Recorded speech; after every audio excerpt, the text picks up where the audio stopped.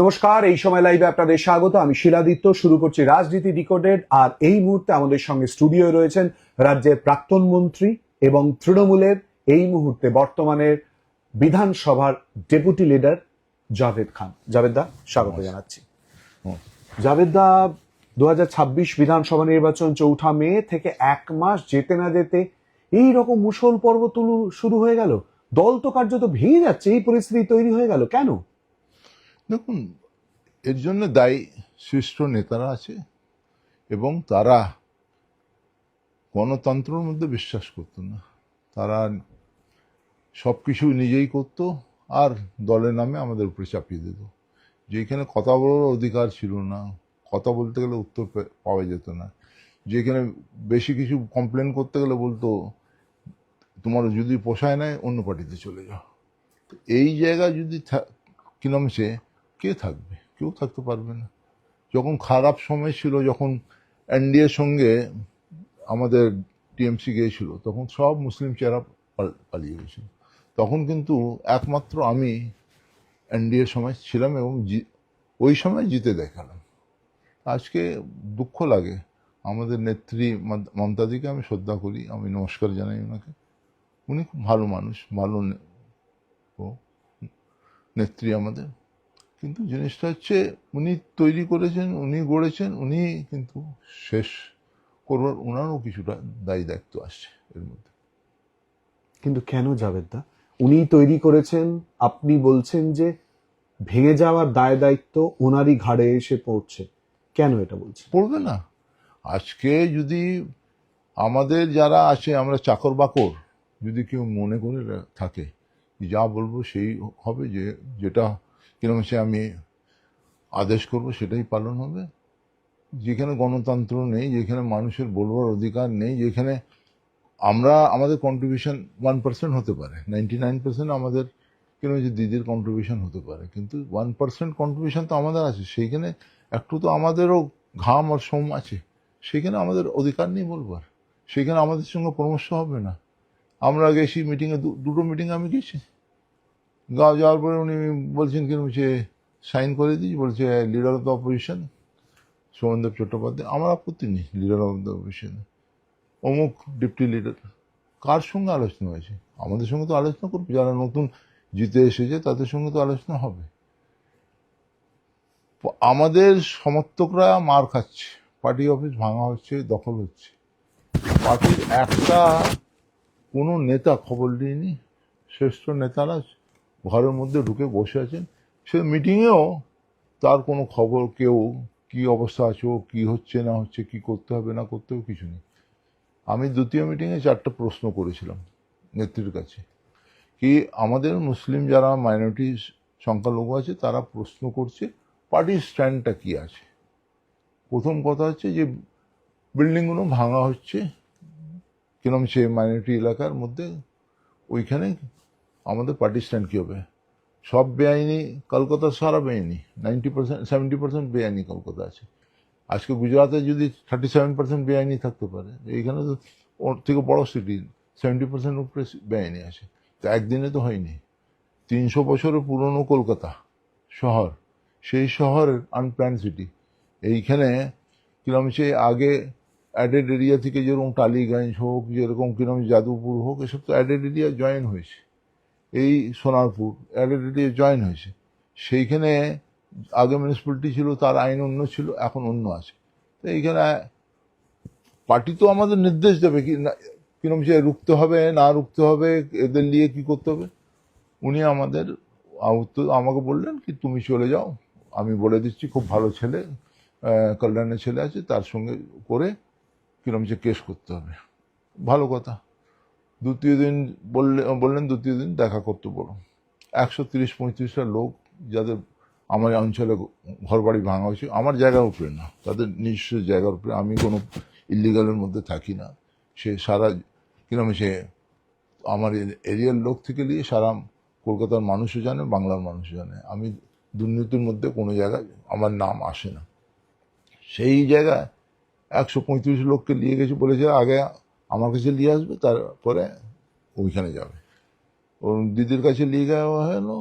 দিদি কিরম সে 1 ঘন্টা ওরা দাঁড়িয়ে থাকলো, তারপর বললো দিদি বলেছে কল্যাণদার কাছে যেতে। কল্যাণদার কাছে তারা গেল, আমি ছিলাম না, আমার লোক ছিল। কল্যাণদার কাছে গেল, কল্যাণদার কুকুরের মতন তাড়িয়ে দিল তাদের। একটা লোক তাদের কিরম সে ঘর বাসা দিয়ে তাদের একটা মনে অন্য চিন্তা, একটু ভয়ের মধ্যে আছে, তাদের না করতে পারতে তুমি বলতে ভাই কেস হবে, আমি পারবো না, অন্য করবে। তো তারা তো পয়সা দেবে, পকেটে তো কেস করবেন না তিনি। কিন্তু তারপরে কুকুরের মতন তাড়িয়ে দেওয়া, এই তোমরা সব সংখ্যালঘু এরকম, তোমরা কোনো ও নেই, কাগজ কেন আনোনি, এ আনোনি, তাড়িয়ে দিল। তো আর আমাকেই সেই মানুষের এসে বলছে কোথায় পাঠিয়েছিলেন আপনাকে? আমরা তো ভাবলাম দিদি ডেকেছে সহানুভূতির সঙ্গে আমাদের সঙ্গে দেখা করবো, আমাদের কথা শুনবে। সেই জায়গায় যদি মানুষকে তাড়িয়ে দেওয়া হয় তো খারাপ তো লাগবেই। মানুষকে খারাপ, যারা গেছে তাদের খারাপ লেগেছে, আমাদের খারাপ লেগেছে, আমাদের প্রেস্টিজ শেষ হয়ে গেল সেখানে। আর দ্বিতীয় বলেছিলাম কি এই কিরম সে নিমাসটা পড়তে দেবে না, আমরা পারমিশন পেয়ে গেছি আর্মির কাছ থেকে, কিন্তু বোধহয় নিমাসটা পড়তে দেবে না, কেন তাদের ম্যানিফেস্টোর মধ্যে আছে রাস্তার উপরে নিমাজ হবে না। তো আমাদের পার্টির স্ট্যান্ডটা কি থাকবে? তো যাক, উনি যেটা বলেছেন সেটা আমি এখানে বলবো না, কিন্তু উনি যেটা বলেছিলেন আমি সাংঘাতের মধ্যে গভর্নমেন্টের সঙ্গে পারবো না। সেই জন্য আমি গভর্নমেন্টকে, আমরা পুলিশকে দরখাস্ত করেছিলাম কি আমাদের পারমিশন দেওয়া হোক, রেড রোডে আমরা 50 বছর বেশি নামাজ পড়াচ্ছি, আপনারা আমাকে পারমিশন দিন। সেইখানে পুলিশ বলল আপনারা জানেন গভর্নমেন্টের ম্যানিফেস্টো, গভর্নমেন্ট পলিসি আছে রাস্তার উপরে নামাজ হবে না। তো ওরা বললো আমরা নামাজ বন্ধ করবো না, অল্টারনেটিভ আপনাদের 2টো জায়গা দেখাচ্ছি, সেইখানে আপনারা নামাজটা পড়াতে পারেন। 2টো জায়গা, একটা শহীদ মিনার, একটা ব্রিগেড। শহীদ মিনারে যেহেতু মেট্রোর কাজ হচ্ছে, খুব ভাঙাচুরা আছে, ওইখানে নামাজ পড়াতে কষ্ট হবে। আমরা বললাম কি বর্ষা হতে গেলে তো কাদা হয়ে যাবে সাহেব, কীরকম বললো, তখন আমরা চিন্তা করবো কীরকম আপনাদের একটু সুবিধা করে দেওয়া যায় সেই সময়। যাক, আমরা আলোচনা করলাম কমিটির মধ্যে, কমিটি বলল ঠিক আছে, যখন ব্রিগেডে অ্যালাউ করছে ব্রিগেডে নিয়ে এলো। ব্রিগেডে নামাজ হলো, ভালো নামাজ হলো, অনেক লোক হলো, সব হলো। কিন্তু সেই ডাইরেকশনটা পার্টি একটা বলতে পারতো কি ঠিক আছে তোমরা চেষ্টা করো, না হতে গেলে পার্টির তরফ থেকে কোর্টে কেস করা হবে, এ করা হবে। কেন কোর্ট যেতে গেলে আমরা পেতাম, পারমিশনটা পেতাম। কিন্তু আমরা যেহেতু খুব দুর্বল কমিটি আমাদের, আমরা সেই ঝামেলার মধ্যে গেলাম না। পয়সা লাগবে, কোর্টে যেতে গেলে একটা গভর্নমেন্টের সঙ্গে সাংঘাত হবে, সেই জন্য আমরা অ্যাকসেপ্ট করলাম ব্রিগেডকে, এবং ভালো, খুব খারাপ না। এবং ওইখানে পুলিশ এবং কিরম যে গভর্নমেন্টের অ্যারেঞ্জমেন্ট খুব ভালো ছিল, পার্কিং থেকে সব জিনিস তো ভালো ছিল। আমরা ধন্যবাদ জানিয়েছি, আমরা সেই জায়গায় গভর্নমেন্টকে ধন্যবাদ জানিয়েছি, প্রশাসনকে ধন্যবাদ জানিয়েছি, আর্মিকে ধন্যবাদ জানিয়েছি। তো এই অবস্থায় পার্টির স্ট্যান্ডটা যদি না থাকে, মসজিদে আজান নিয়ে সমস্যা হচ্ছে সারা বাংলা জুড়ে। তো আমরা মুসলিম অনেক আমাদের কাছে আসে, মুসলিম সংখ্যালঘু হিসাবে আসে, তারা বলে ভাই পার্টির স্ট্যান্ডটা কি, আমরা কি করব? তখন উনি বললেন ওই মসজিদে কমিটিগুলো করলো কেস করতে। সবই আমরা করব, তাহলে পার্টির কাছে কিসের জন্য আমরা আছি? পার্টি যদি কিছু সাপোর্টই না দেয় তাহলে কি হবে? তো আমরা সেটা পুলিশের কাছে, অ্যাডমিনিস্ট্রেশনের কাছে এবং লয়ারের কাছে যখন 65 ডিসেম্বরের অর্ডার হয়ে আছে, তার মধ্যে নামাজ আজান দিতে পারে, পড়াতে পারে। তো আমরা সেটা সেই অনুযায়ী আমরা করছি, এখনো কোনো অসুবিধা হয়নি। থার্ড হচ্ছে কুরবানির ব্যাপার। কুরবানির ব্যাপারে বলেছে কি নাম সে আখরুজামা ছিল, সে ছিল, আমরা ছিলাম। আখরুজামা বলেছে আমি কেস করেছি, দিদি বলেছে তো পুরোনো আইন কীরকম হবে না হবে। তো সব জিনিসে গা ছাড়া, এবং মার খাচ্ছে 4 তারিখের পর থেকে লোক। 4 তারিখে যখন রেজাল্টটা বেরোলো তারপর থেকে আরম্ভ হয়ে গেল, যারা তৃণমূল করতো তারাও বিজেপি হয়ে গেল সেদিন, তৎকাল বিজেপি। হ্যাঁ, তৎকাল বিজেপি। তাদের যার সঙ্গে শত্রুতা ছিল তাদের শত্রুতা মেটালো, পার্টি অফিস দখল হচ্ছে, পার্টি অফিস মারা হচ্ছে, রাস্তায় মারা হচ্ছে, পুলিশ ধরে নিয়ে এসছে, ইমপ্লিকেট করে দিচ্ছে, সবই করছে। তখনও পার্টির হেলডোল নেই। তো হেলডোল না থাকতে গেলে, আর 26 দিনের মাথায় যখন কিরম সে আমাদের যুব নেতার কিরম সে সেই জায়গায় একটু হ্যাকেল করেছে, একটু ঢিলপত্র ছুঁড়েছে, মারধর হয়েছে, তখন কিন্তু তিনি ছুটে গেলেন। পাবলিকের জন্য কোনো, এই পাবলিক ওনাকে সাপোর্ট করে আজকে সংখ্যালঘু ভোটটা 32%। সেই সংখ্যালঘু যদি 32% ভোট দিয়ে 15 বছর রেখেছে, আজকে যে 80 খানা জিতেছে তার মধ্যে সংখ্যালঘুর ভূমিকা অনেক বেশি, এটা মানতে হবে। যদি কেউ মানে না, সেটা আমি অস্বীকার করে আমিও কিছু নেই, কিন্তু যারা সংখ্যাগুরু আছে তারা ভোট দেননি, কিন্তু এখনো সব দোষারোপ করছে সংখ্যালঘুরা গদ্দার। কেন? এটা আমরা কে বলছেন? পার্টির অনেক নেতারা বলছি, তো গদ্দার যদি আমরা থাকি তাহলে আমরা এই পার্টিতে থাকবার কি দরকার আছে? আমরা তো এই যে 32টা জিতে এসেছে সংখ্যালঘু, 42টার মধ্যে 32টা না 38টা জিতে এসেছে, তাহলে পারফরমেন্স অনেক ভালো আমাদের। আমাদের সিট কমিয়ে দেওয়া হয়েছে, তো আগে তো 54টা ছিল, কমতে কমতে কমতে কমতে 42টা হয়েছে। তো আজকে আপনি কিছু করবেন না আর দোষ আরোপ করবেন আমাদের, আমরা মিটিংয়ে বক্তব্য কোনো বলতে গেলে সেটা গ্রাহ্য হবে না। আমি পার্সোনালি বলেছি এই 4টে পয়েন্টের উপরে, 4টে পয়েন্টের ইস্যুর উপরে কোনো উত্তর পাইনি, সৎ উত্তর পাইনি। তখন আমি ভাবলাম কি দরকার, এত বছর আমি ছিলাম, দিদি আমার কিরকম সম্মানীয় দিদি থাকবে, সবসময় শ্রদ্ধা করব, পার্টিতে থাকি না থাকি, পার্টি করি না করি, পলিটিক্স করি না করি, দিদিকে সম্মান করব। এত ডাইনামিক লেডিকে আমি কোনোদিন পাইনি, এত সুন্দর লড়াকু, খুব মনটা খুব বড়, কম্প্যাশন খুব বড় মনের আছেন উনি। কিন্তু জিনিসটা হচ্ছে পার্টিটাকে তৈরি করলেন এত কষ্ট করে, আমরা সঙ্গে ছিলাম, আবার নিজেই শেষ করে দিলেন, এটা কিন্তু দুঃখজনক। জাভেদদা, পুরো বক্তব্য যখন আপনি ডাকছিলেন যা বলছেন আমি একদম আটকাই, কিন্তু আমি কতগুলো বিষয় একটু পরিষ্কার হতে চাইছি। চলুন। যেমন ধরুন আপনি বললেন চাকর বাকরের মতো আচরণ, কে কেন আপনার সঙ্গে এই আচরণ করেছে? অনেকবার, এটা নতুন কিছু না। জিনিসটা হচ্ছে দেখুন, আমি যখন কাউন্সিলর ইলেকশন লড়ছিলাম টিএমসি ক্যান্ডিডেট হয়ে, আমার উপর গুলি চলেছে, বুঝলেন তো। আমার গাড়িতে 3 জন ইনজোর্ড হয়েছিল, আমি ছিলাম না গাড়িতে, ভাগ্য ভালো ছিল, সিপিএমের জামানা তখন। একবারও কেউ টেলিফোন করে জিজ্ঞেসও করিনি কি তুমি বেঁচে আছো কি মরে গেছো, বুঝলেন তো। আমি আমার দমে লড়ে গেছি, বুঝলেন তো। তারপরে ছোট ছোট জিনিস মানুষের ও লাগে। আপনি কিরম চেয়ে আমাকে ভাইফোঁটা দিচ্ছেন, রাখি বাঁধছেন সব। আমার যখন বাবা মারা গেল, আমি তো বলিনি আসতে হবে আপনাকে, আমি করিনি, খবর আপনি পেয়েছেন, কিন্তু একটা ছোট টেলিফোন করে বলতে পারতেন কি হ্যাঁ কিরম যাবে, আমি শুনেছি এরকম, এখন সাবধানে থাকো, আমার দুঃখে তোমার সঙ্গে আছে। আমার মা মারা গেলেন তখন, না আমার ছোট ভাই ক্যান্সারে মারা গেল তখন, না কোনো ও নেই। আমার বড়দা মারা গেলেন, আমি চাই না, কিন্তু আমি চাই না কি উনি এসে আমাকে বলুন কি, তো একটা টেলিফোনে তো জিজ্ঞেস করতে পারতেন। একবার শুধু বলেছেন হ্যাঁ শুনেছি তোমার কিরম হয়েছে, বড়দা মারা গেছে, তুমি ঠিক আছো? আমি হ্যাঁ ঠিক। অস্বীকার করবো না, যেটা হয়েছে আছে। তো আজকে আমরা মিটিংয়ে আমি দেখেছি যারা আমার সঙ্গে পলিটিক্স করতো, পলিটিক্স আমরাও করেছি তাদের সঙ্গে, আমি মন্ত্রী, উনি উনি দিয়েছেন পদ দিয়েছেন, আমি মন্ত্রী হিসেবে নমিনেট করেছেন, ঠিকই আছে, আমি জিতে এসেছি সেই জন্য দিয়েছে। কিন্তু আমি দেখেছি এমওসদের কিরম হচ্ছে ঘরগুলো নিচুনে থাকবে, আশেপাশে থাকবে সিএম এর যেখানে চেম্বার আশেপাশে, আর আমাদের দেওয়া হবে একদম লাস্ট একটা কর্নারে, 2তলার উপরে লাস্ট কর্নারে এই ছোট একটা ঘর, যেখানে টেবিলও ঠিক মতন নেই, চেয়ারও ঠিক মতন নেই। তা আমি কমপ্লেন করেছিলাম, স্পিকারকে বলেছিলাম, ও তো স্পিকারের অধীনে থাকে। আমি বললাম আমাকে চেঞ্জ করে, আপনাকে বলছি না কি আমাকে একদম ওইখানে সামনে, কিন্তু গ্রাউন্ড ফ্লোরে দিন। আমি 15 বছর ঢুকিনি অফিসে।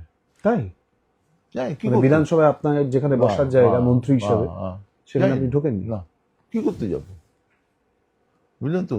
কেউ খুঁজে আসতেও পারবে না আমাকে, বুঝলেন। নেম প্লেটও ছিল না, আমার আর মানস ভূঁইয়া একসঙ্গে ছিল। মানুষের ঘরে গেছে? হ্যাঁ দেখেছেন তো ওই ছোট ঘরটা কোণে একদম, দোতলায় উঠে ডিপটি স্পিকারের ওইখানে ডান দিকে। ডান দিকে, ওইখানে আমার ওর ছিল। তা আমি কি করতে যাব, ওইখানে বসতে যাব? আমি অনেকবার রিকোয়েস্ট করেছি। আমি বলেছিলাম মুসলমানরা ভালো না, মুসলমানের ভোট ভালো, এটা বলেছিলাম একবার আমাদের চিফ হুইপকে নির্মল নান্টুদাকে, আর একে কি নাম সে তাপস দেখ হাসি হাসি করতে হাসি ঠাট্টা হচ্ছিল, আর না তোমরা তো কি নাম সে মুসলমানের ভোট পছন্দ করো, মুসলমানদের পছন্দ করো, এই তুমি কি বলছো? আমরা ঠিকই বলছি। বলছে না না এরকম বলবে না, আমরা সবই পছন্দ করি। আমি বলছি আমি ঠাট্টা করে বললাম, কিন্তু আমি জানি কিছু কিছু অনেক লোক পছন্দ করে না, কিছু কিছু লোক মুসলমানদের সঙ্গে, যেরকম তাপস রায়, ও কিন্তু ওই অঞ্চলে থাকে। ওর বেশিরভাগ এখন বিজেপিতেও যখন ছিল ইলেকশন লড়লো, অনেক ওর মুসলিম কি নাম সে কর্মীরা ওর সঙ্গে ছিল, কাজ করেছে। তো এটা একটা মানুষের ব্রডনেস দেখায়। আমি যদি ভুল বলি আপনি আমাকে বুঝিয়ে দেবেন, কারেকশন করে দেবেন। আপনি বললেন যে মুসলিম ভোট তৃণমূল কংগ্রেসের পছন্দ, কিন্তু না না সব পার্টিকে, তৃণমূল কংগ্রেস না, সব পার্টিকে।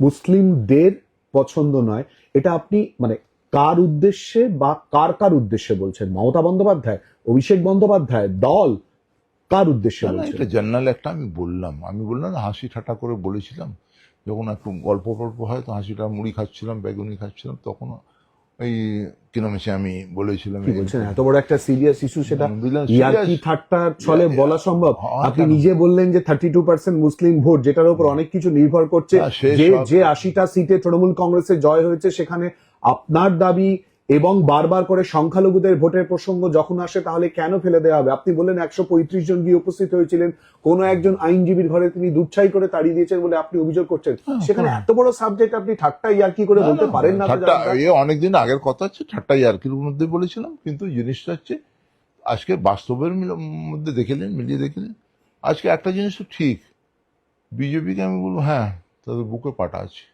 তারা বলে মুসলিম ভোটের আমাদের দরকার নেই, আর তারা কিন্তু সেই স্ট্যান্ডটা নিয়ে নিজে পলিটিক্স করে, পোলারাইজেশন করে জিতে এসেছে। আজকে অনেক পার্টি, সে আগে কংগ্রেস ছিল না, কংগ্রেসের সময় ছিল না মুসলমানদের কিরম যে তোয়াজ বললেন, অ্যাপিজমেন্টের কথা বলে, আমি তো এখন বলি বিজেপি হিন্দু অ্যাপিজমেন্ট করে। এখন আমরা বলতে পারি কেন কি, এখন তো ওরা বলছে কি আমাদের মুসলমানের ভোটের দরকার নেই, আমরা সেই জন্য হিন্দু। না, তাহলে আপনি মানে জোকস অ্যাপার্ট, কোন রকম ইয়ার্কি বা মজার বাইরে গিয়ে আপনি কি এটা বলছেন বা মনে করছেন তৃণমূল কংগ্রেস মুসলিম ভোটকে না, শুধুমাত্র ভোটের জন্য ইউজ করেছে? তৃণমূল কংগ্রেস না, সবই পার্টি আজ পর্যন্ত যারা ভারতবর্ষের রাজনীতি করেছে, বুঝলেন তো, ভারতবর্ষর সৌভাগ্য আর দুর্ভাগ্য দুটোই হচ্ছে, পার্টিশন দুর্ভাগ্য, সৌভাগ্য হচ্ছে মুসলিমরা ফ্রিডম স্ট্রাগলে কিরম সে প্রত্যেকটা ভারতীয়ের সঙ্গে কাঁধের সঙ্গে কাঁধ মিলিয়ে তারাও ফ্রিডম স্ট্রাগলে থেকে রক্ত দিয়ে এই স্বাধীনতা অর্জন করেছে, এটা অস্বীকার করা যাবে না। মুসলিমদের যদি আপনি বলেন ইন্ডিয়া গেটে চলে যাবেন দিল্লিতে, ওইখানে যারা মারা গেছিল স্বাধীনতা সংগ্রামে শহীদ হয়েছিল তাদের নাম আছে, 93,000 উপরে আছে নাম, তার মধ্যে 63,000 মুসলিমের নাম আছে। আপনার যে এত দুঃখের কথা, আপনি মমতা বন্দ্যোপাধ্যায়কে বলেছেন কখন? কোনটা? এই যে এত দুঃখের কথা বলছেন আজকে মুসলিম মমতা- ভোট প্রসঙ্গে, মুসলিমদের সম্পর্কে, মমতা বন্দ্যোপাধ্যায় তো দিদি আপনার। মমতা ব্যানার্জি জানে না কি, সবই জানে তো। আপনার যদি অসুখ হয় সে বলে দেয় এই ট্যাবলেটটা খেতে হবে, সে ডক্টরই করে। দলের অসুখটা বুঝতে পেরেছিলেন? আমি জানি না, তার সেই উত্তরটা উনি দেবেন, আমি তো দিতে পারবো না। লাস্ট কবে মমতা বন্দ্যোপাধ্যায়ের সঙ্গে আপনার কথা হয়েছে? লাস্ট ওই যখন গেছিলাম, ভোটের পর? ভোটের পরে গেছিলাম, দুটো মিটিং ছিল, তখন কথা হয়েছে, এবং কিন্তু তার আগেও কথা হতো, তারপরে আর কথা হয়নি। আপনি যেটা বলতে চাইলেন, বিধানসভায় আপনার বসার জায়গা সাইড লাইন।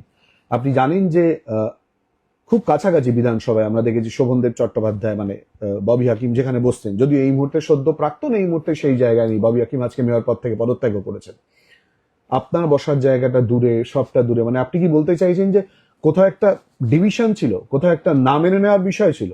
না, কোটরি চলতো না, কোটরি ছিল, দিদির কাছের কোটরিরা সব উপভোগ করবে। কারা কর্তৃ ছিল? আপনারা সবই জানেন। বলুন না, বলুন না। এখন তার না বলার মতো অবস্থা নেই। কিছু বলবো না, আপনাকে বলবো আপনারা ভালোই করে জানেন যারা কোর্টের মধ্যে ছিল একজন ছাড়া সবই হেরে গেছে কোর্টের মধ্যে, এটাই বলতে পারি।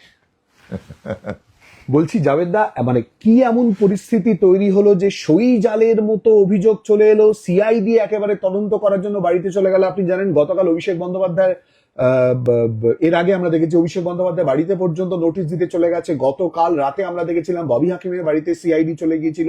মানে এই সই জালের প্রসঙ্গ এলো কেন? আর আপনারা এরকম ব্যাড তৃণমূল, গুড তৃণমূল, এরকম ভাগাভাগির জায়গায় তৈরি হয়ে গেল কেন? তাহলে কি নতুন তৃণমূল আপনারাই?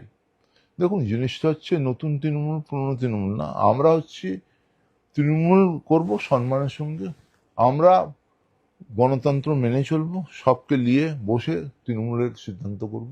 এতদিন অসম্মানিত ছিলেন? নিশ্চয়ই। আপনি বলুন না, মিটিং এ গেলাম, আপনি সিগনেচার করলাম, তারপরে ঘোষণা হয়ে গেল কি নাম সে, এটা লিডার অফ দ্য অপোজিশন, এটা ডিপ্টি লিডার, এটা ডিপ্টি লিডার, হাততালি বাজাও, দাঁড়িয়ে ওভেশন দাও, সবই তো করলাম রোবটের মতন, টিং টিং টিং, পাপ্পেট। না, তো জিনিসটা হচ্ছে এখন তো যেটা আমরা তো তৃণমূল ছাড়িনি, তৃণমূল মধ্যে আছি। আমরা বলছি আমাদের নেত্রী আমাদের মাথার উপরে আছে, উনি গাইড করুন, আমরা রাজি আছি। কিন্তু আর কেউ ওই কোটরির লোকরা আমাদের লাঠি দিয়ে ঘোরাবে, ছড়ি ঘোরাবে আমাদের উপর, ওটা হবে না। কে ছড়ি দিয়ে ঘোরাতো? অভিষেক বন্দ্যোপাধ্যায়? না, অভিষেকের আমি কথা বলবো না, অভিষেক কোনোদিন আমাদের সঙ্গে দুর্ব্যবহার করিনি, এটা আমি বলবো না।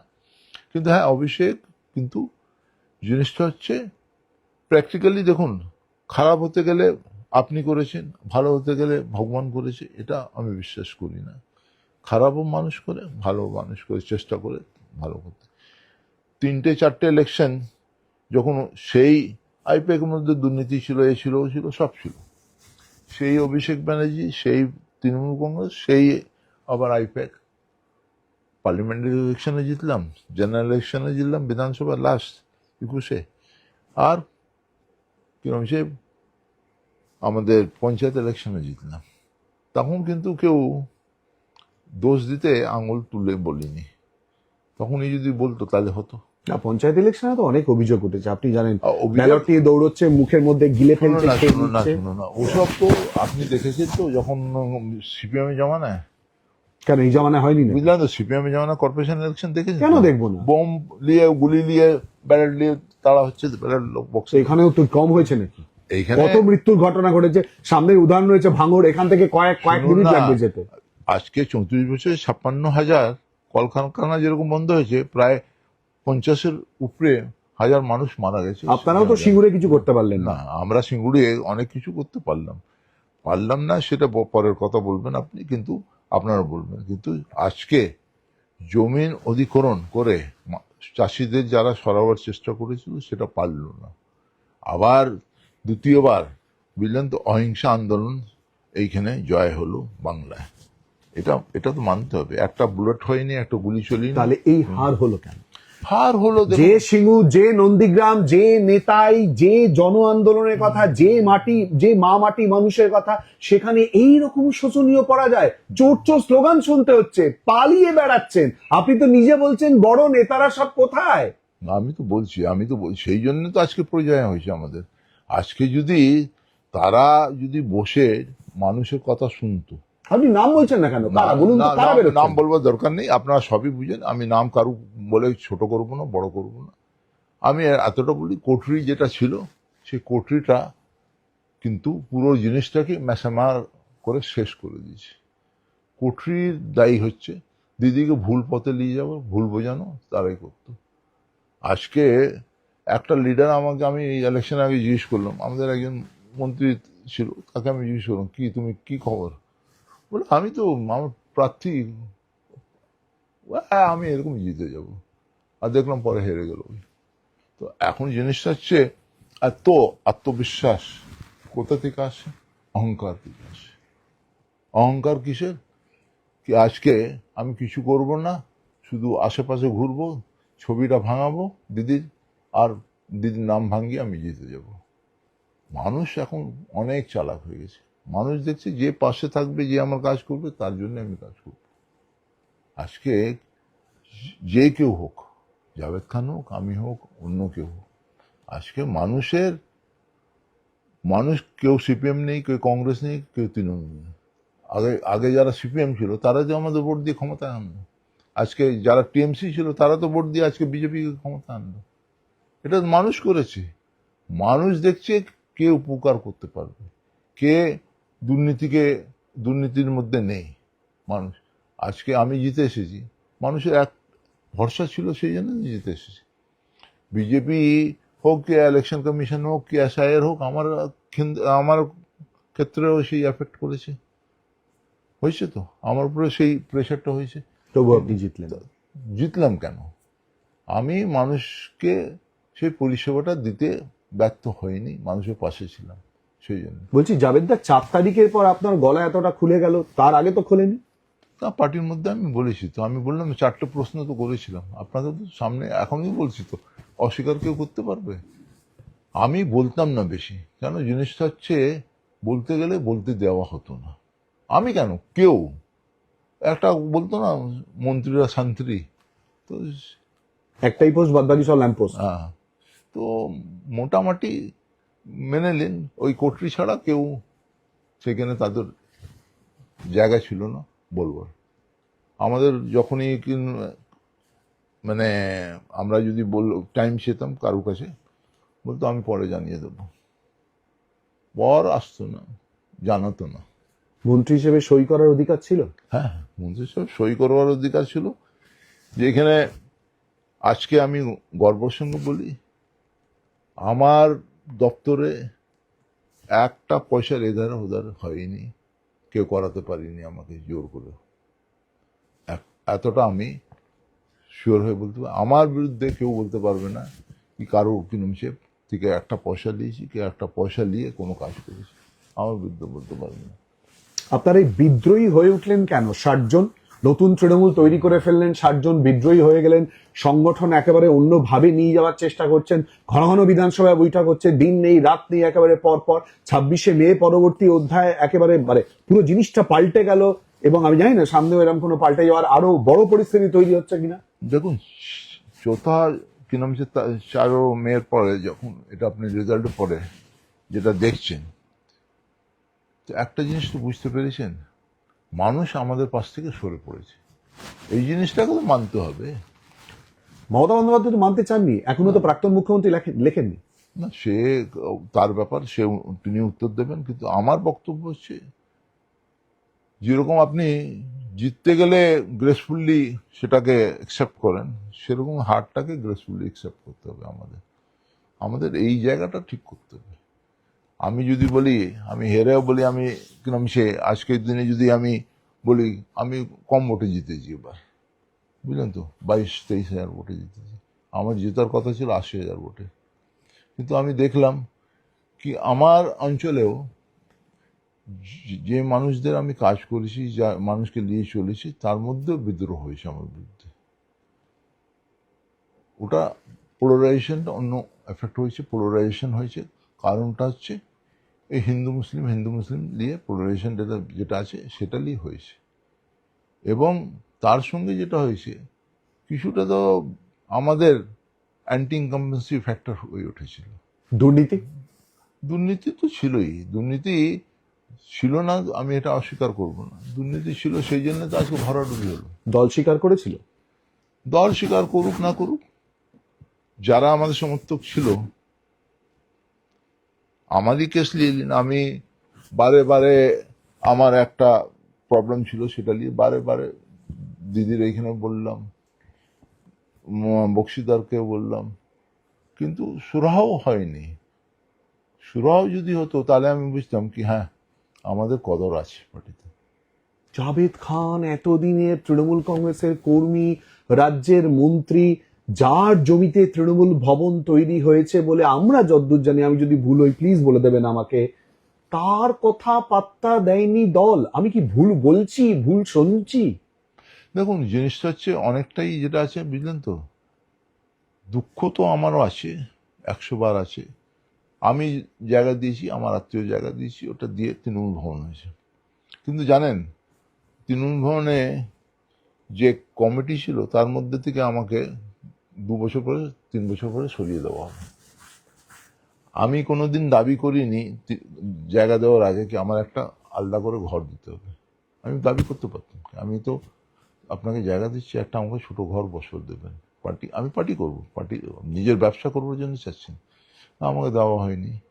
আমি ওই কিরকম যে ওর মধ্যে কমিটির মধ্যে ছিলাম, আমাকে একজন ভদ্রলোক আমাদের পার্টির, নাম বলবো না, একটা কাগজ দিয়ে আসলেন, বললেন দিদি বলেছে সাইন করতে। আমি কি আছে বলে রিজাইনেশন কমিটি থেকে। আমি বললাম দিদি বলেছে, হ্যাঁ সাইন করে দিলাম।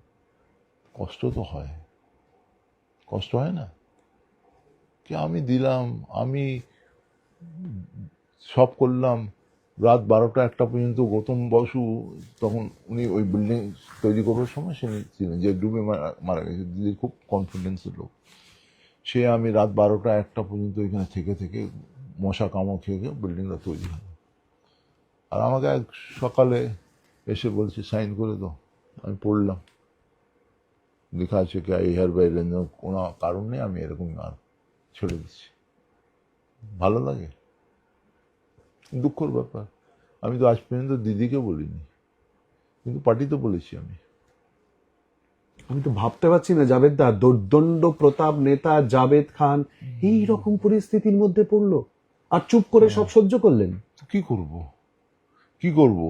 যেইখানে বলা হয় পরে পরে পরে পরে কথা হবে, যেখানে বলা এখন এটা সাবজেক্ট না, এখন সাবজেক্ট হতো এটা পরে হবে, যেখানে এড়িয়ে যাওয়া হয়, যেখানে নেত্রীর সঙ্গে দেখা করবার সুযোগ হয় না, কর্তৃ দেখা করতে দেয় না, টাইম চাইতে গেলে টাইম পাওয়া যায় না, মুড়ি আলু চপ খাওয়ার টাইম হয়, সাংবাদিকদের সঙ্গে বসে টাইম হয়, কিন্তু মন্ত্রীরা টাইম পায় না, মন্ত্রীরা কথা বলতে পারে না।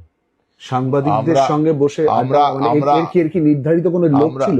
আমরা অবশ্য বলবো না, আমরা কিনা যে ক্যাবিনেটে কথা বলবার সময় পেতাম, এটা অস্বীকার করবো না। দিদিকে যখনই বলেছি দিদি এটা এরকম, আচ্ছা ঠিক আছে, এই গৌতম সোনারকে একটু বলে দাও, এটা চিফ সেক্রেটারিকে বলে দাও, এটা সেই সম্মানটা দিদির কাছে পেতাম। কিন্তু দিদির কাছে আমাদের ঘিসতে দিত না এই কর্তৃটা। তারা মনে হচ্ছে দিদিকে ঘিরে রেখে মনে হচ্ছে কি করে দেবো আমরা, বুঝতে পারতাম না। এটা লজ্জাজনক ব্যাপার। এই কর্তৃরা যা করেছে এটা ঠিক করিনি। পার্টিটাকে নিজের শুধু ভালোর জন্য পুরো পার্টিটাকে শেষ করবার মূলে কিন্তু কর্তৃ আছে। ববি হাকিম, অরূপ বিশ্বাসের উপর আপনার খুব রাগ? না না না, আমার রাগ না, আমার তো বন্ধু। অরূপ বিশ্বাস আমার বন্ধু, ববি হাকিমও বন্ধু, কলিগ, বন্ধু, যা বলেন। রাগ কেন হবে? হ্যাঁ, আমাদের কাজ করতো না, আমাদের কোনো কাজ করতো না, উল্টো করতো, এটা আমি দেখেছি। ববি হাকিমকে বলবো না, অরূপ বিশ্বাস বেশিরভাগ হাসি ঠাট্টার মধ্যে উড়িয়ে দিত। বন্ধু, ভালো বন্ধু ছিল, কিন্তু হাসি ঠাট্টার মধ্যে, বুঝলেন তো, কাটিয়ে দেওয়া হয় না, যেটা বলা, কাটিয়ে দিত। ববি হাকিম আজকে মেয়র পদ থেকে পদত্যাগ করেছেন। আমি এর উপর কমেন্ট কিছু করব না, কিন্তু অনেকদিন ক্ষমতায় ছিলেন, ওনার পদত্যাগ করা উচিত ছিল না। এই সময় পার্টি খারাপ সময় উনি মনে করছেন যখন, উচিত ছিল না। এখন এত বড় ডেবাকেল হওয়ার পরে দিদির সঙ্গে থেকে কলকাতা শহরের মানুষের এখনো ভরসা মানে পাওয়া যেত যদি ভালো মতন উনি কাজ করতে পারতেন। আপনি জানেন দলের সাংগঠনিক রদবদল হয়েছে, পুরনো কমিটি সমস্ত ভেঙে দেওয়া হয়েছে, নতুন কমিটি তৈরি হয়েছে, কিছু জানতে পেরেছেন? কিরকম জানবো? আমরা তো খবরের কাগজে জানি আমার সেক্রেটারি চেঞ্জ হয়ে গেছে, আমার মন্ত্রীরা জানতাম ওর দপ্তরটা চেঞ্জ হয়ে গেছে, আমাদের তো বলা হতো না। আমরা কিরকম জানবো? আমি পার্টির ভাইস প্রেসিডেন্ট ছিলাম যখন তৃণমূল ভবন হয়েছে, সিনিয়র ভাইস প্রেসিডেন্ট আমি। তারপরে দেখলাম 1 বছর না 2 বছর পরে দেখলাম গায়েব। কখন আসলাম, কখন চলে গেলাম, কে করলো জানি না। এখন জিনিসটা হচ্ছে, আপনি যদি মর্যাদা না দেন, আপনি জোর করে তো মর্যাদা সম্মানটা কেড়ে নেওয়া যায়, বলতে দিতে হবে, দিদি আমাকে করতে হবে, ওটা কর্তৃ পারে, আমরা পারি না। আইপ্যাকের ভূমিকা? হ্যাঁ, আইপ্যাকের ভূমিকা? আইপ্যাকের ভূমিকা আমার কনস্টিটিউয়েন্সি, সেখানে কর্পোরেশন ইলেকশন হবে, আমি জানি না। আমি রিকোয়েস্ট করেছিলাম কি এলাকার লোক দেওয়া, আমার এই লোক আছে, এই যাচাই করে দেখাও, ভালো হবে। আমার কথা না শুনে অন্যকে দিস, সেখানে আমাদের কিছু করবার নেই। কেন আইপ্যাক বলেছে সে রাজনীতিক লোকই নেই, সে তাকে রাজনীতিক লোক করে দিয়েছে। আর কত সম্মান হবো। অভিষেক বন্দ্যোপাধ্যায়? অভিষেক বন্দ্যোপাধ্যায়ের সঙ্গে আমার বেশি ইন্টারাকশন হয়নি, কেন মিথ্যে কথা বলবো। কিন্তু অভিষেক বন্দ্যোপাধ্যায়ের কাছে আমি নিজেও করতাম, অ্যাভয়েড করতাম। কেন বুঝলেন তো, আমরা যখন পার্টি করেছি বয়স তো অনেক হয়েছে আমার। আমি যদি যার কিরম সে আমাদের খুব কম বয়সে নমস্কার করতাম, উত্তর দিত, আমি বলতাম এটা আছে বলে হ্যাঁ ঠিক আছে আমি দেখে দেবো, এই পর্যন্ত। আমি মিশিনি, এটা আমি অস্বীকার করবো না। কিন্তু আমি যদি বলি কি আজকে পার্টিটা কিছুটা মানে সিস্টেমে এসেছিল, তার জন্য কিন্তু অভিষেক ব্যানার্জি তার ক্রেডিট। আর খারাপ হয়েছে তার জন্য অভিষেক ব্যানার্জি একলা ক্রেডিট না, সবার ডিসক্রেডিট না, সবার ডিসক্রেডিট। পার্টি উচ্চস্তরের নেতারা যদি বলে না শুধু অভিষেক, এটা আমি মানতে রাজি না। কেন মানব? চোর চোর স্লোগান, চোর চোর স্লোগান তো বিজেপি করাচ্ছে, হ্যাকেল করবার জন্য। শুনুন, আমি তো মন্ত্রী ছিলাম ডিজাস্টার ম্যানেজমেন্টে, প্রত্যেক এমএলএকে 500 করে তিরপাল দেওয়া হয়। কখন দেওয়া হয়? মার্চ এপ্রিলে, শেষ হওয়ার আগে ফেব্রুয়ারি মাসে দেওয়া।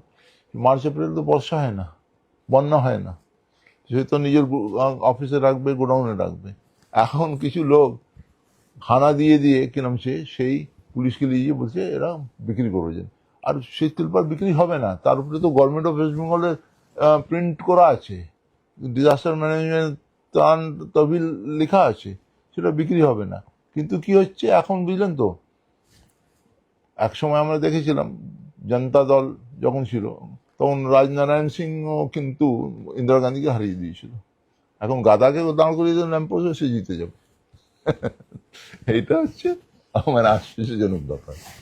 অরূপ বিশ্বাস বাড়ির বাইরে বেরোচ্ছেন না, স্বরূপ বিশ্বাস গতকাল অ্যারেস্টেড হয়ে গেল, কিভাবে দেখছেন? আমি জানি না, দিন ছোড়া হচ্ছে। জানি না অরূপ বিশ্বাস বেরোচ্ছেন কি বেরোচ্ছেন না, কি স্বরূপ বিশ্বাস অ্যারেস্ট হয়েছে। কিন্তু জিনিসটা হচ্ছে তারা বলতে পারবে, আমরা কিন্তু এলাকায় আছি, থাকবো। আপনি তো এলাকায় আছেন বলছেন জাভেদদা, কিন্তু যত কাণ্ড তিল জ্বালায়, কেন এরকম ভাবে বুলডোজার চলে যাচ্ছে, কেন এত বেআইনি বাড়ি? কিচ্ছু আপনি জানতেন না এটা কি করে হয় জাভেদদা? না না, বেআইনি বাড়ি হয়েছে, আরম্ভ হয়েছিল সিপিএম জামানায়, 34 বছর সিপিএম জামানা। আর আপনি ধোয়া তুলছি না না না, আমি ধোয়া তুলসী পাতা আমি বলছি না।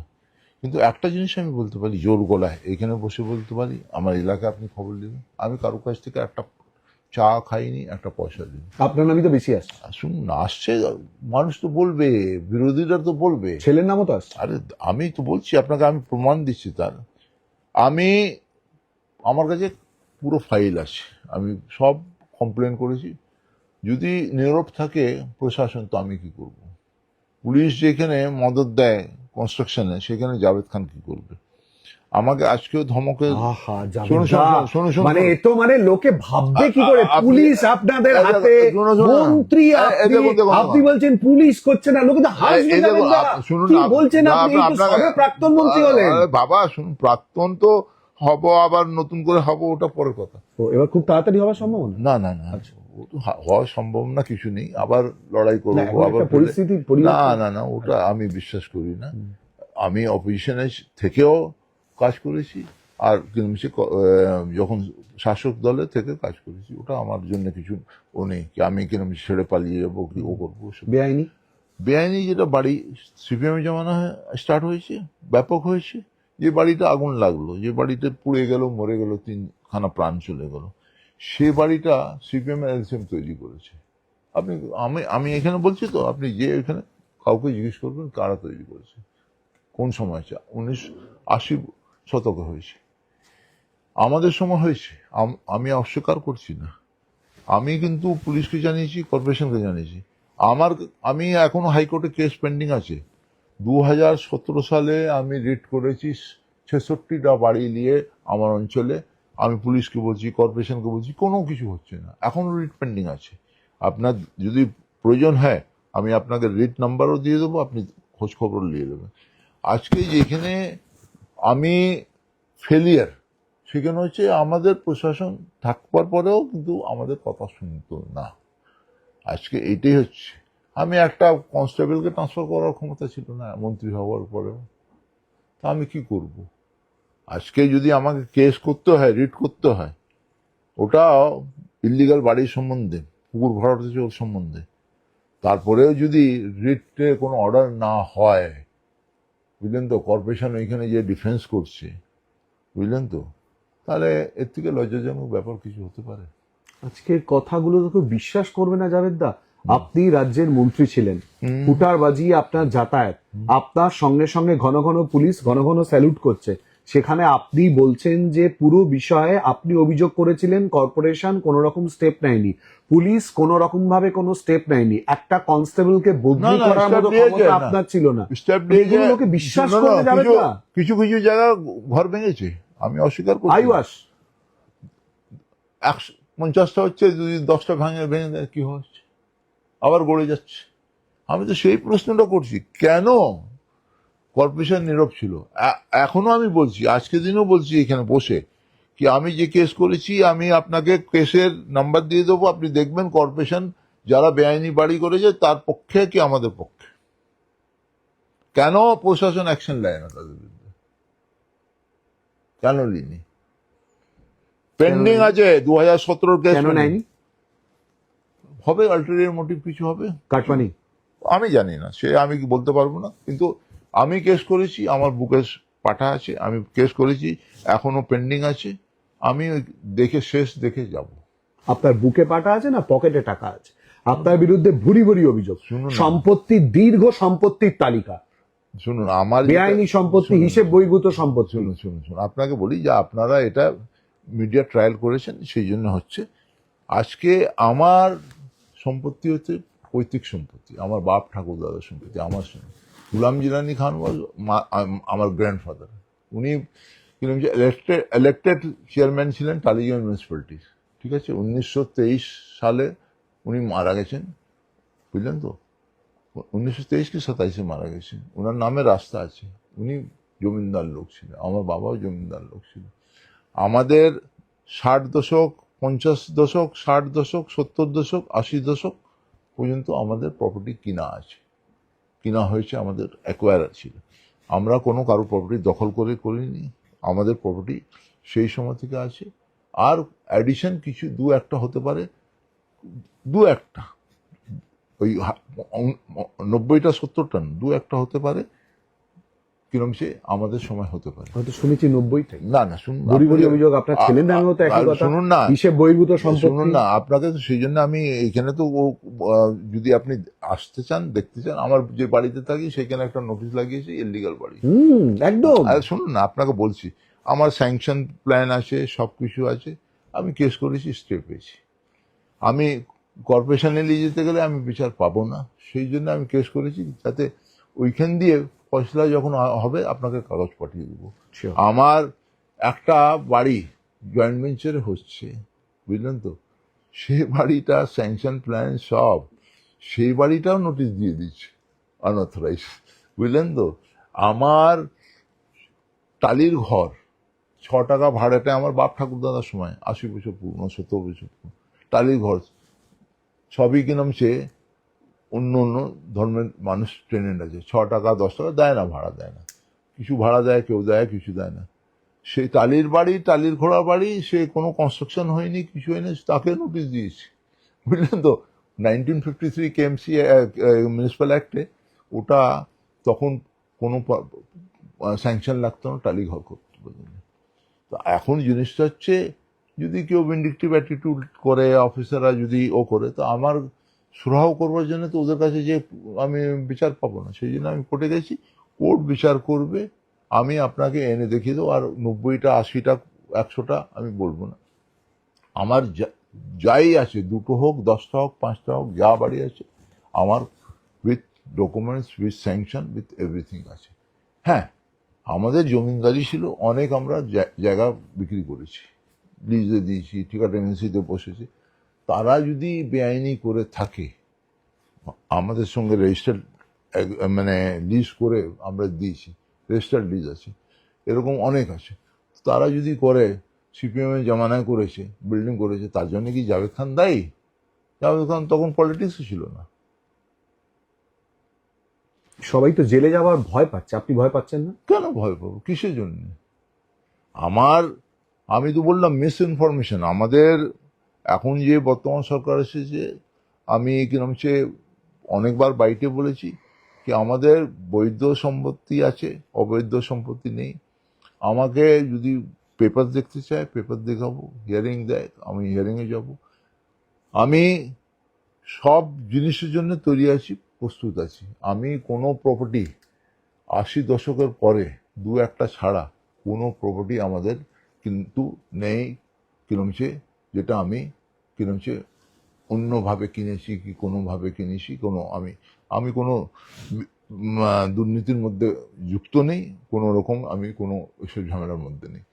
আজকে পরিষ্কার কথা আছে, যদি আমার বাড়ির স্যাংশন প্ল্যান থাকে, সেখানে যদি নোটিশ লাগিয়ে দিয়ে থাকে, আমি বাড়িতে বসে আছি, আমাকে নোটিশ দেয়নি।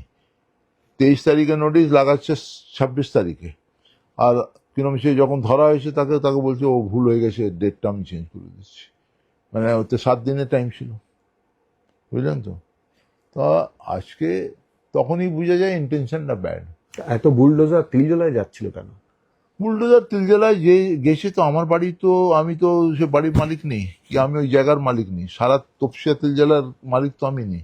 আমার লোকে তো তাই বলে, সারা তপসিয়া তিলজলার মালিক ভাই আপনি। শুনুন না, বললাম তো আমার বাপ ঠাকুর দাদা জমিদার ছিল। সেই সেই কিরম সে তকমাটা তো আমি ভুগছি না। বুঝলেন তো? এখন জিনিসটা হচ্ছে তৃণমূল ভবনকে আমি জায়গা দিচ্ছি। তৃণমূল ভবন যদি আজকে কালীঘাটে বৈঠক হচ্ছে, আপনি ওখানে না গিয়ে এখানে এলেন কেন? আপনি ডেকেছেন যে আয় এসেছি, আপনি না ডাকতে গেলে আমি কিরম সে বাড়িতে থাকতাম আরামে। তবু বললেন না যে কালীঘাটের বৈঠকে যেতাম। না, আমাকে ডাকিনি, আমাকে ডাকা হয়নি, কোনো আমাকে খবর দেওয়া হয়নি। সৎ ছেলে তো আমরা। জাভেদদা খুব দুঃখ না জাভেদদা? না দুঃখ না, এটাই লাইফ। মানুষ, আমি একটা পড়ছিলাম সেদিন, মানুষ যখন আসে তখনও কাঁদে, যাওয়ার সময় সবকে কাঁদতে কাঁদতে যায়, কাঁদাতে কাঁদাতে যায়, বুঝলেন তো? না না, আমরা সেরকম প্রসঙ্গ তুলছি না। আমাদের বেশ কিছু প্রশ্ন যেগুলো মানুষ জানতে চান, সেই প্রশ্নের উত্তরগুলো না না, জোগাড় আমি তো করার বলছি চেষ্টা আপনাকে, আমি বলছি এখন জানেন তো, সিপিএম বিজেপি কে অন্য পার্টি হাওয়া দিচ্ছে এলাকায়, যে জাভেদ খান চুরি করেছে, ডাকাতি করেছে, সম্পত্তি করেছে। আরে বাবা, আগেটা জান জাভেদ খান কোন সম্পত্তি, বল এই সম্পত্তিটা জাভেদ খান চুরি করেছে, এটা জাভেদ খানের বাপ ঠাকুর দাদা ছিল কিনা। যদি আজকে আমি রেজিস্টার্ড ডিড দেখাতে পারি, আমার কাছে এই আছে, আমার বাপ ঠাকুর দাদা, আমিও তখন ছোট, বুঝলেন তো, আমার বাপ ঠাকুর দাদা তাদের লিস্ট করে গরিব মানুষকে, আগে তো টিকা টেন্ডেন্সি ছিল না, 3 টাকা 6 টাকা ভাড়ায় দিয়ে গেছে, জানি আমি, ঠিক আছে, বুঝলেন তো? প্রসেস। হ্যাঁ, বিল্ডিং গুলো হয়েছে, আমাদের জিজ্ঞেস করে হয়েছে কি? আমাদের জমানা হয়েছে? সবই তো হয়েছে সিপিএম এর জমানায়। হ্যাঁ, আমাদের জমানা হয়েছে, আমি অস্বীকার করছি। সেটা বলুন। আমাদের জমানা হয়েছে, যেটা আমরা কমপ্লেন করেছি, কিছুটা ভেঙেছে, কিছুটা অনেকটা ভাঙিনি, তার জন্য আমাকে বাধ্য হয় হাইকোর্টে কেস করতে। দায় তো নিতে হবে, দায় তো নিতে হবে। না, দায় কেন নেব? যদি কিরম যে প্রশাসন নীরব থাকে, আর পুলিশ আপনি প্রশাসনের পার্ট ছিলেন। হ্যাঁ, আমি প্রশাসনের পার্ট ছিলাম, আমি আমার পার্টটা, ভূমিকাটা পালন করেছি। আমি পুলিশকে চিঠি দিয়েছি, আপনি যদি কোনোদিন কাউকে পাঠান, আমি ফাইল দেখিয়ে দেবো, ভুড়ি ভুড়ি ফাইল, প্রত্যেক বছরে আলাদা করে ফাইল আছে আমার কাছে।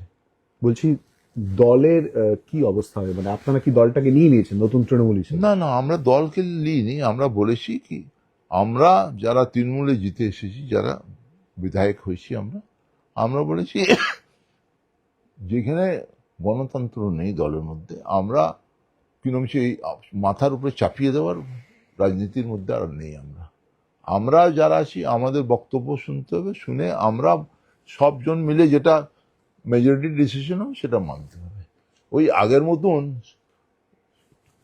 তোমাকে আসতে হবে না, কাউকে ডাকবে মিটিংয়ে, কাউকে ডাকবে না, আজকে আমাকে ডাকিনি যেরকম, বুঝলেন তো, সেরকম ওই আর আমরা শুনতে রাজি নেই। তৃণমূল কংগ্রেস দলটা থাকবে না উঠে যাবে? তৃণমূল কংগ্রেস তো আছে, আমরা তো তৃণমূল কংগ্রেসেরই মধ্যে আছি। তৃণমূল কংগ্রেস লেজিসলেটিভ পার্টি যেটা হচ্ছে তার আমরা আছি, তার মধ্যে আছি, এমএলএ হয়েছি। মাথার উপরে আমাদের দিদি আছে, গাইড করবেন আমাদের, চিফ অ্যাডভাইজার হিসাবে হোক, তিনি অ্যাকসেপ্ট করে করুন। আমাদের তো অস্বীকার করছি না ওনাকে, আমরা তো বলছি আমাদের, আমি দিদি বলি, আমি বলি না মাননীয় মুখ্যমন্ত্রী, আমি দিদি বলি, কেন আমাকে উনি ভাইফোঁটা দেন, আমার দিদি, তার সম্মান সব সময় থাকবে আমার কাছে, আমার ফ্যামিলির কাছে সবসময় সম্মান। আমি যতই বিরোধী দলে চলে যাই, রাজনীতি না করি, দিদি কিন্তু দিদি থাকবে। সামনের ভাইফোঁটায় যাবেন? ডাকতে গেলে যাব, বিনা ডাকে উপরেও কেউ যায় না, যায়।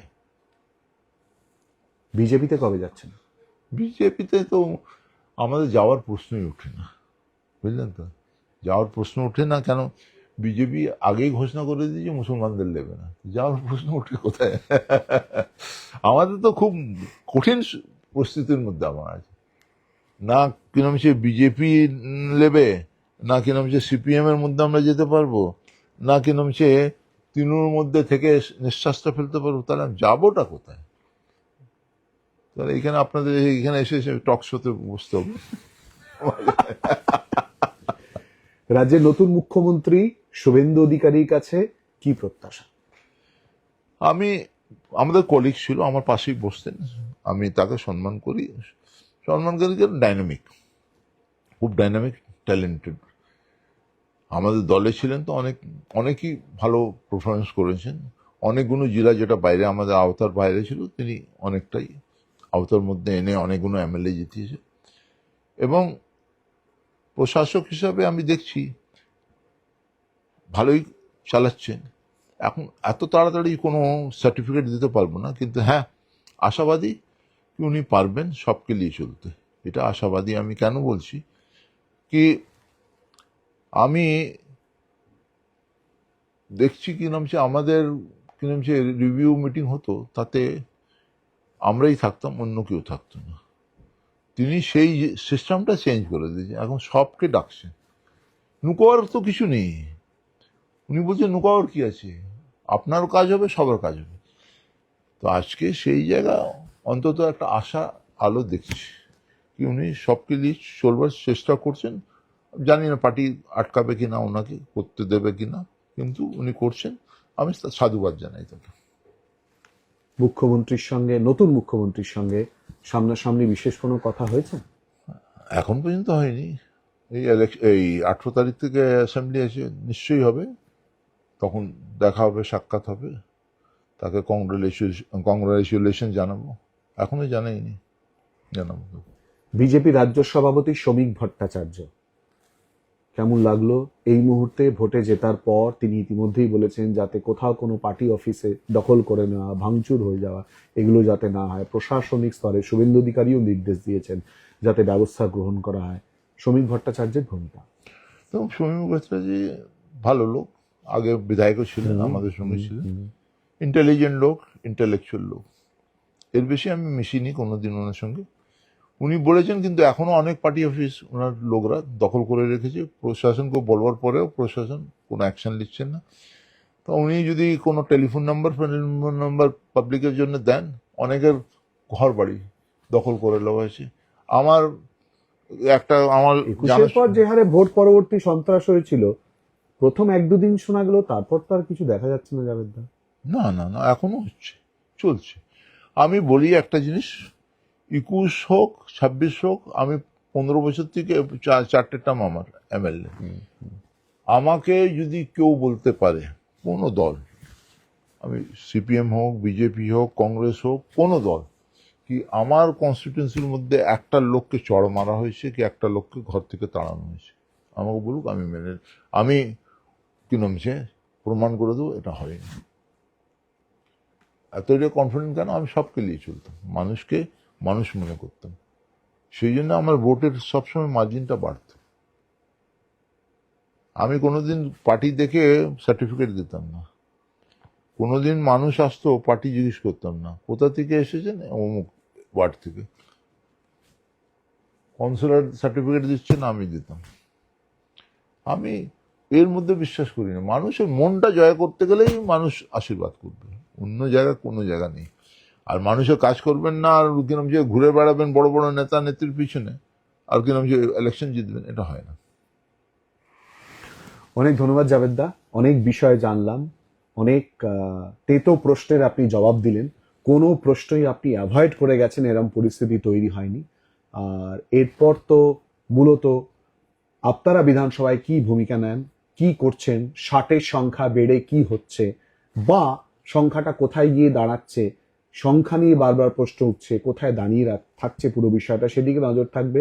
বাংলার রাজনীতির মানচিত্রে এই রকম ঘটনা, যে ঘটনা ঘটলো 4 তারিখের পর তৃণমূল কংগ্রেসের ভোটে হারা, তারপর আপনারা আলাদাভাবে নিজেরা ঠিক করে নিলেন বিরোধী দলনেতা কে হবে, সই জালের প্রসঙ্গ চলে এলো। বাংলার রাজনীতিতে এই প্রসঙ্গ অন্ততপক্ষে কেউ দেখেছে বলে এখনো পর্যন্ত আমাদের মনে পড়ছে না। অতীতের দিনে 4 তারিখ ভোটে জেতার পর বিজেপির, তারপর এতগুলো দিন কেটে গেছে, কিন্তু বাংলার রাজনীতির রঙিন চিত্র যেন কোনোভাবেই বদলাচ্ছে না। এরপর কি হয় সেদিকে আমাদেরও নজর থাকবে, আর আপনাদের চোখ থাকুক এই সময় লাইভে। Thank you.